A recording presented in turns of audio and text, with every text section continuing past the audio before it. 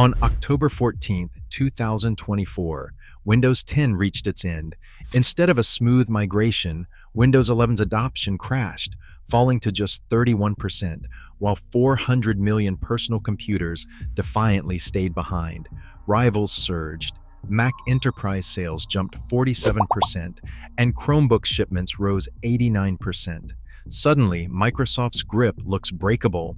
Did their own decisions set this collapse in motion, and what forced millions to turn away from the world's most dominant operating system? The answer begins now. Windows 10 reached the end of its official support on October 14th, 2024. The expectation inside Microsoft was clear. Users would move forward, and Windows 11 would take the lead without looking back. But the adoption numbers told a different story. By January 2025, Windows 11's share sat at just 31%, far below the company's internal goal of 50% for this stage. That left a staggering 400 million machines running Windows 10, now without guaranteed security updates or official patches. The scale of this resistance is unprecedented in Microsoft history. Instead of a steady migration, the adoption curve flattened, then dipped. StatCounter's global desktop market data showed a sharp contrast between projections and reality.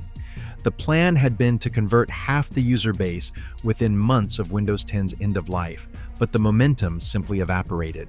For context, previous transitions, like the move from Windows 7 to Windows 10, had been driven by a combination of aggressive upgrade campaigns and looming security deadlines. This time, the urgency failed to translate into action. The numbers reveal a quiet but widespread refusal.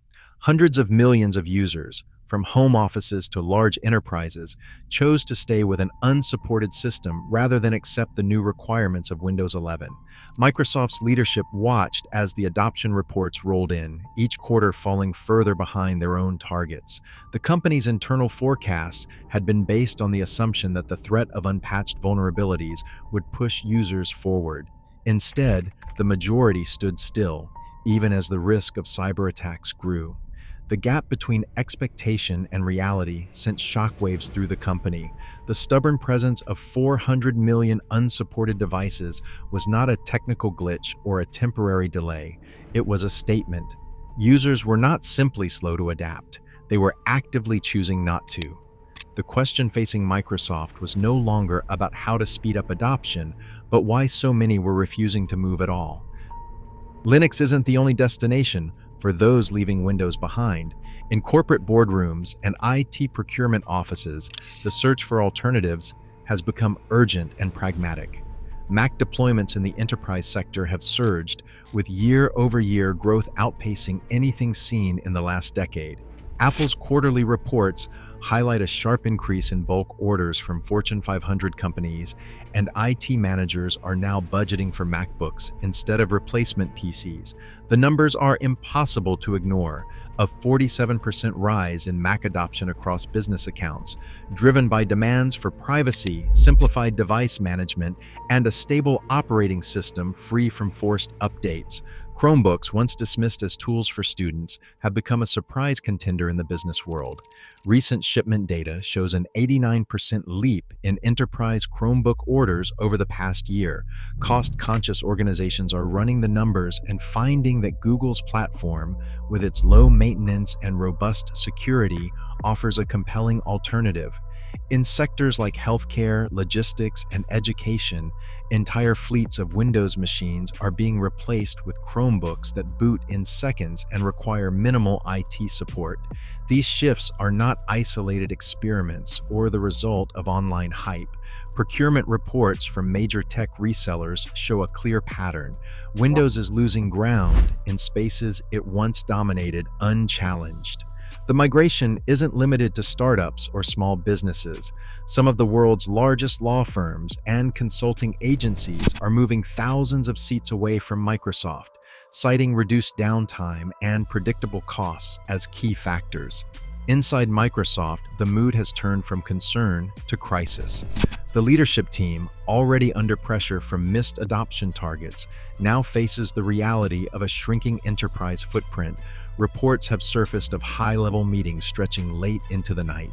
Even Bill Gates, who stepped away from daily operations years ago, has been drawn back into urgent strategy sessions. The sense of alarm is palpable. For the first time since the 1990s, Microsoft's dominance in the workplace is under real threat, not from a single competitor, but from a wave of credible alternatives gaining momentum all at once. TPM 2.0 became the silent gatekeeper for Windows 11, blocking millions of machines at the door. Microsoft's own data revealed that 52% of Windows 10 devices failed the hardware check. These were not aging relics. Many were high-end desktops and laptops, built in 2018 or 2019, machines with powerful processors and plenty of memory, still running demanding applications without issue. The only thing missing was a tiny security chip, or a firmware toggle buried deep in the BIOS. For most users, the upgrade path ended there.